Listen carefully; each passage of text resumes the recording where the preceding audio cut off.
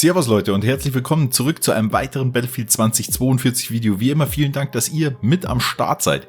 Die Beta, die ist ja jetzt schon einige Tage bzw. einige Wochen her und heute möchte ich mal mit euch über wirklich wesentliche Änderungen sprechen, die wir im Vergleich zur Beta zum Release bekommen werden. Dazu gibt es wirklich sehr interessante neue Details, die sich allerdings hauptsächlich auf Reddit und Twitter versteckt haben. Keine Ahnung, warum DICE bzw. EA da keine offiziellen News auf ihrer Internetseite whatever rausgehauen haben, aber sind auf jeden Fall Proved Entwickler, die da in Fan-Diskussionen mit einsteigen. Mir ist natürlich bewusst, dass nicht jeder da jeden Tag abhängt und reinsuchtet. Ich, by the way, auch nicht. Muss ja auch arbeiten, aber das eine oder andere bekommt man mit, beziehungsweise recherchiere ich natürlich für euch und vielen Dank auch an einige Zuschauer von mir, die mich da regelmäßig mit News und Links und so weiter versorgen. By the way, wenn ihr sowas habt, könnt ihr natürlich auch gerne auf unserem Discord-Server vorbeischauen und das entsprechende in unsere Battlefield News mit reindroppen, dann helft ihr mir natürlich auch ein bisschen beim Content sammeln. Anyway, wir schauen uns das Ganze auf jeden Fall heute an und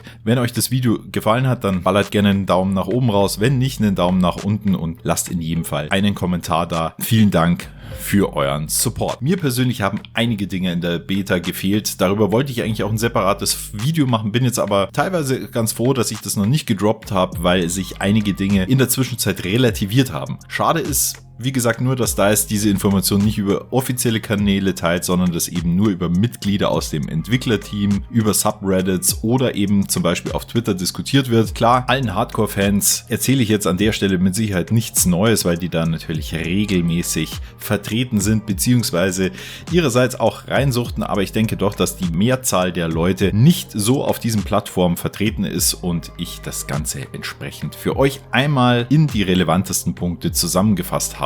Starten werden wir mit Panzer und Fahrzeugen. Und zwar in der Beta-Phase konnten lediglich 2 Panzer je Seite gewählt werden und das war für die Kartengröße meiner Einschätzung nach dann doch ein bisschen sehr gering. Zum Release werden es auf jeden Fall 4 je Seite sein, also gurken da insgesamt 8 Panzer auf dieser Map rum. Wie gesagt, ich denke, das ist absolut angemessen für die Map-Größe. Was haltet ihr denn davon? Packt es mir gerne in die Kommentare. Nächster Punkt, das Soldaten-Movement. Und das ist ja absolut so ein Steckenpferd von mir gewesen. Das war auch mit das, was mir am meisten gefehlt hat. Ihr erinnert euch, wir konnten in der Beta lediglich nach vorne rutschen. Das ist jetzt ein wenig erweitert worden. Und zwar kann man jetzt auch horizontal, sprich nach links und nach rechts im Rutschen ausweichen. Ob man nach hinten sich auch nochmal wegbewegen kann, so wie wir es aus Battlefield 5 gewohnt sind, ist derzeit noch offen. In jedem Fall bekommen wir eine Ebene in der horizontalen Reihen, wo wir das Ganze nochmal nutzen können. Wir wissen ja, das Ganze ersetzt so ein bisschen das Ice Skating aus Battlefield 5 und ist mehr oder minder eine Kombination dann aus Sprintgrätsche und Ice Skating. Ob da noch weitere Movement-Optimierungen reinkommen in das Game, wie zum Beispiel Leanen oder auch das Abrollen nach dem Springen, das wissen wir zu dem Zeitpunkt noch nicht. Wir hatten das auch mal in einem Livestream diskutiert, insbesondere zum Thema Leanen, ob das nicht OP ist. Würde mich an der Stelle auch nochmal eure Meinung interessieren, ob ihr das überhaupt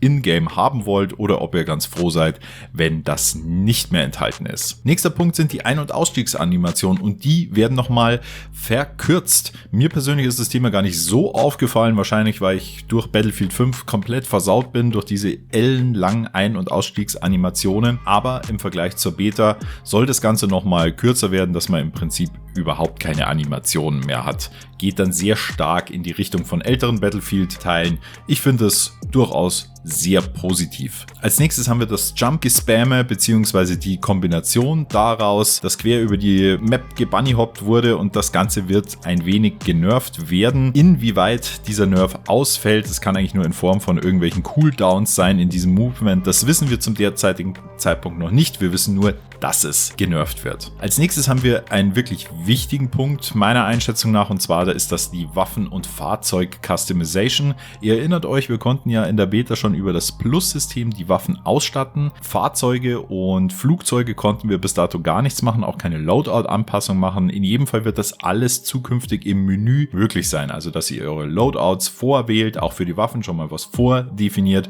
Das soll alles in großen und kleinen Dingen angepasst bzw. ist von von Anfang an geplant gewesen, im Main Game enthalten zu sein. Finde ich sehr, sehr gut. Da kann man nicht meckern und hätte mich jetzt auch gewundert, wenn es nicht im Game gewesen wäre. Nächstes Thema, das absolut gefehlt hat, war das Zoomen der Minimap. Ihr erinnert euch, große Map und ihr hattet nur dieses kleines Futzelchen da links im Karteneck. Ja, war ein bisschen wenig. Also so wie wir es auf jedem anderen Battlefield-Teil kennen, können wir auch in Zukunft die Map wieder größer zoomen. Zudem gibt es natürlich jede Menge an Bugfixes, die durchgeführt werden sollen. Ich glaube, mit eins der krassesten Dinge war auf jeden Fall der Fahrstuhl, wo die Leute in den Boden versunken sind, wo die Türen weder auf noch zu gingen, man sich da irgendwie so reingeglitscht hat. Also solche Dinge werden natürlich in jedem Fall nochmal behoben.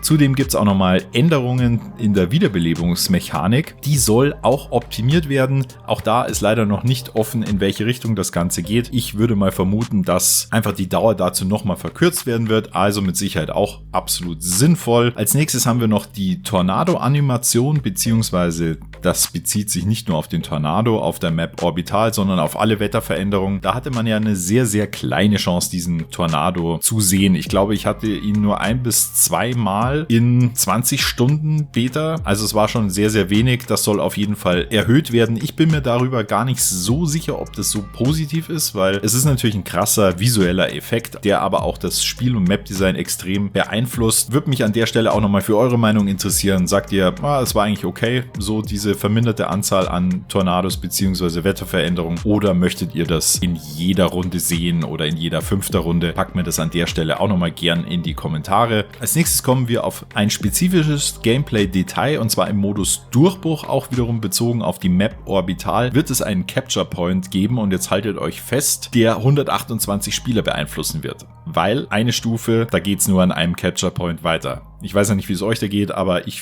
habe da auf jeden Fall Metro und Operation Underground Vibes. Das wird definitiv absolutes Chaos. Da bin ich ja mal gespannt, wie man diese Punkte überwinden kann und man da weiterkommt. Murder Rage bei mir auf jeden Fall incoming, weiß ich jetzt schon. Weiß ja nicht, wie es euch dabei geht. So, und als letzten Punkt auf unserer heutigen Agenda, es geht um die Spezialisten. Wir wissen ja bereits, 10 Spezialisten sollen zum Release in-game sein. Wir kennen bereits Irish, Maria Falk, Boris, Casper und McKay, wobei wir alle mit Ausnahme von Irish schon spielen können. Es sollen auf jeden Fall noch 5 weitere ins Game kommen, und die werden auch schon diese Woche vorgestellt. Dementsprechend erwarte ich da ja wieder so kurze Gameplay- bzw. Vorstellungsvideos. Bin da schon sehr gespannt, was die neuen Spezialisten kennen. Ein paar haben wir ja schon in einzelnen Gameplay-Trailern bzw. Animationen gesehen. Denke da an Wingsuit, die Wingsuit Woman zum Beispiel, die wird auf jeden Fall mit am Start sein, und noch viele weitere. Bin da sehr gespannt, was uns dazu noch erwarten wird. Abschließend vielleicht noch einmal zu sagen, ich finde die Optimierung und Neuerungen fürs Endgame auf jeden Fall sinnvoll, auch wenn ich mir sicher bin, dass da noch nicht alle Punkte enthalten sind, beziehungsweise wir jetzt auch noch nicht alles berücksichtigt haben, wird da vielleicht sich vor Release noch einiges kommen, und spätestens im Main Game werden wir das dann sehen. In jedem Fall bleibe ich dabei, sinnvolle Ergänzungen und Änderungen. Aber wie ist denn eure Meinung dazu? Sagt ihr, passt alles für mich, oder den und den Punkt hätte ich anders gemacht, beziehungsweise das und das würde ich mir für das Main Game noch wünschen? In jedem Fall seid ihr jetzt wieder auf dem aktuellsten Stand. Den Rest packt ihr mir gerne in die Kommentare, und wir sehen uns zum nächsten Video beziehungsweise zum nächsten Livestream. Haltet die Ohren steif und bis dann, euer A-Team.